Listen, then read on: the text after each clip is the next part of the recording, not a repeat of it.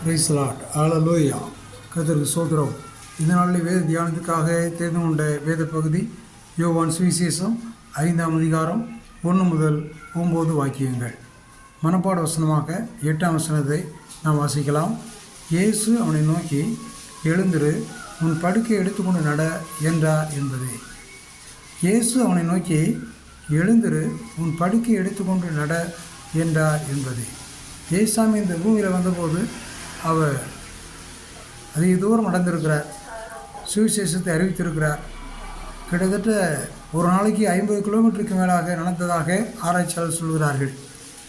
ஆனால் இன்றைக்கு அனைவருடைய நிலைமை எழுந்திருக்க முடியவில்லை, நடக்க முடியவில்லை, படுக்கையிலே படுத்திருக்கிற நிலைமையிலே காணப்பட முடிகிறது.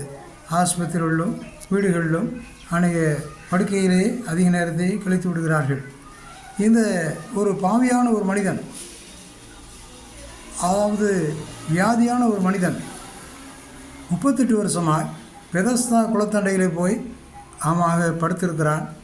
அவனுக்கு சுகமாக வேண்டும் என்று சொல்லி அவன் சென்றிருக்கிறான். பெதஸ்தா குளத்தண்டையிலே இருக்கிற மக்கள் அவன் அந்த குளத்திலே மூழ்கி அவனாக சுகமாகி விடுகிறார்கள். காரணம் என்னென்று சொன்னால், பெதஸ்தா குளத்திலே ஒரு தூதன் வந்து இறங்கி அதை தண்ணீரை கலக்கும்போது யார் அதில் முந்தி இறங்குகிறார்களோ அவர்கள் குணமாகி விடுவார்கள். அவர்கள் சப்பானியாக இருந்தாலும், ஊனராக இருந்தாலும், குருடராக இருந்தாலும், எந்த பலவீனமாக இருந்தாலும் அவருடைய இந்த பலவீனம் மாற்றப்பட்டு சுகம் பெற்று விடுவார்கள். இதை அநேகர் பார்த்து காத்திருந்த போதிலும் இவனால் அந்த குளத்திலே போய் தானாகவும் இறங்க முடியவில்லை, மற்றவர்களுக்கும் இவனுக்கு உதவி செய்ய முடியவில்லை. அப்படிப்பட்ட ஒரு நிலைமையிலே 37 வருஷம் கழிந்து விட்டது. அந்த வழியாக இயேசாமி வரும்போது தான் பார்க்கிறார், இவன் வெகுநாள் குணமாக ஆசைப்பட்டு முடியாமல் இருக்கிறான் என்பதை அறிந்து அவனை பார்த்து கேட்கிறார், நீ சுகமாக விரும்புகிறாயா, நீ விடுதலை பெற விரும்புகிறாயா என்று சொல்லி கேட்கிறார். ஏன்னு சொன்னால், இயேசு எல்லாருக்கும் சுகம் கொடுத்தார்.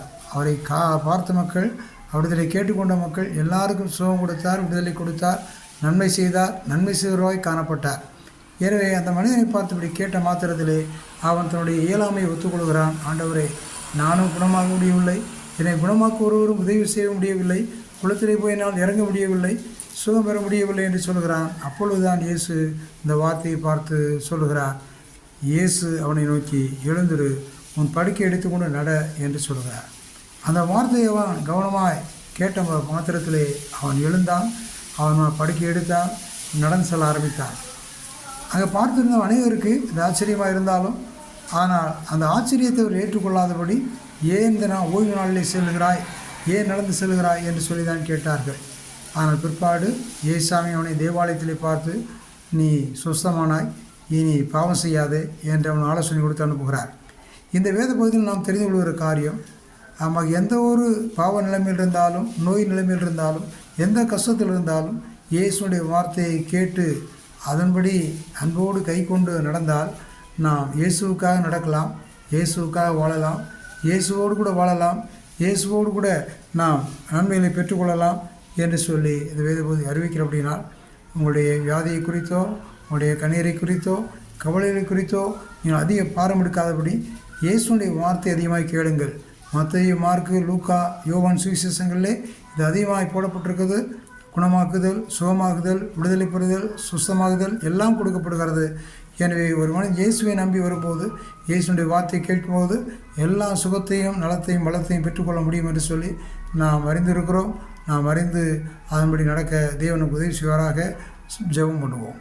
இயேசுவே, அன்பின் ராஜாவே, வசனம் கேட்ட யாவரையும் ஆசீர்வதிக்க முடியாது நாம் ஜெபம் பண்ணுகிறோம். எல்லாருக்கும் சுகத்தையும், பலத்தையும், கிருபையும், தீர்க்காயுசையும் கொடுக்க முடியாது ஜெபம் பண்ணுகிறோம். இயேசு நாமத்தில் வேண்டிக் கொள்கிறோம் பிதாவே, ஆமென்.